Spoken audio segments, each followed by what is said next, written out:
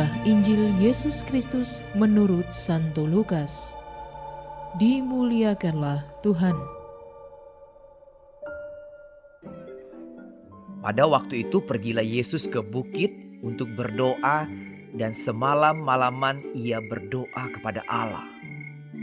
Ketika hari siang ia memanggil murid-muridnya kepadanya, lalu memilih dari antara mereka 12 orang yang disebutnya rasul. Simon yang juga diberinya nama Petrus, dan Andreas saudara Simon, Yakobus dan Yohanes, Filipus dan Bartolomeus, Matius dan Thomas, Yakobus anak Alfeus, dan Simon yang disebut orang Zelot, Yudas anak Yakobus, dan Yudas Iskariot yang kemudian menjadi pengkhianat.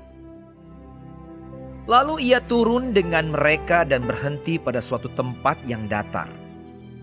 Di situ berkumpul sejumlah besar dari murid-muridnya dan banyak orang lain yang datang dari seluruh Yudea dan dari Yerusalem dan dari daerah pantai Tirus dan Sidon. Mereka datang untuk mendengarkan dia dan untuk disembuhkan dari penyakit mereka. Juga mereka yang dirasuk oleh roh-roh jahat beroleh kesembuhan. Dan semua orang banyak itu berusaha menjamah dia, karena ada kuasa yang keluar daripadanya, dan semua orang itu disembuhkannya.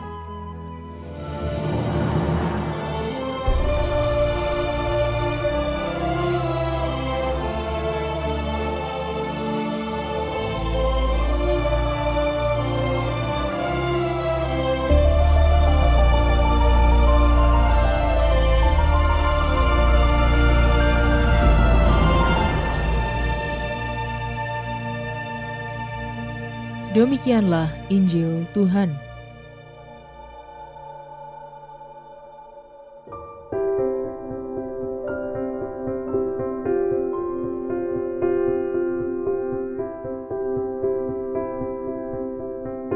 Memilih dan memutuskan. Renungan oleh Suster Sarlita Simbolon, Hakar. Sahabat KP Rohani, kita pasti pernah dihadapkan pada aneka pilihan dalam hidup.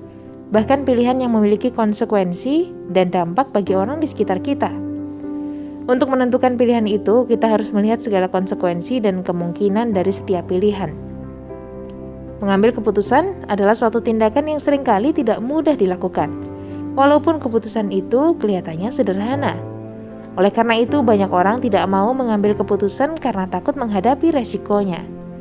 Yesus mengajarkan bahwa dalam mengambil keputusan perlu untuk menyertakan Allah dengan berdoa.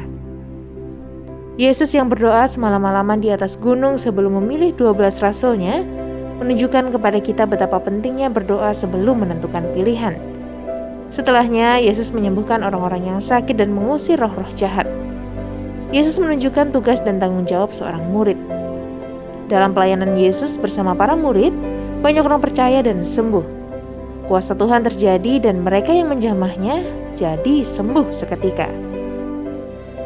Yesus berkarya bersama para murid sebagai tim yang solid. Ini tampak dengan saling membantu, meneguhkan, dan berjalan bersama. Semua pelayanan dikerjakan demi kemuliaan Tuhan. Maka membangun semangat teamwork sangat penting. Apa yang dilakukan oleh Yesus sungguh menginspirasi kita. Sebelum memutuskan hal yang sangat penting, ia berdoa. Kadang kita tergesa-gesa dan gegabah dalam membuat keputusan. Bisa jadi dasar untuk membuat keputusan hanya soal senang, tidak senang, menguntungkan atau merugikan. Kita kadang kurang matang dan dangkal dalam mengambil keputusan. Tidak jarang keputusan kita keliru. Maka sebelum membuat keputusan, hendaknya kita tenang sejenak, mohon terang Roh Kudus. Selamat menikmati menu hari ini.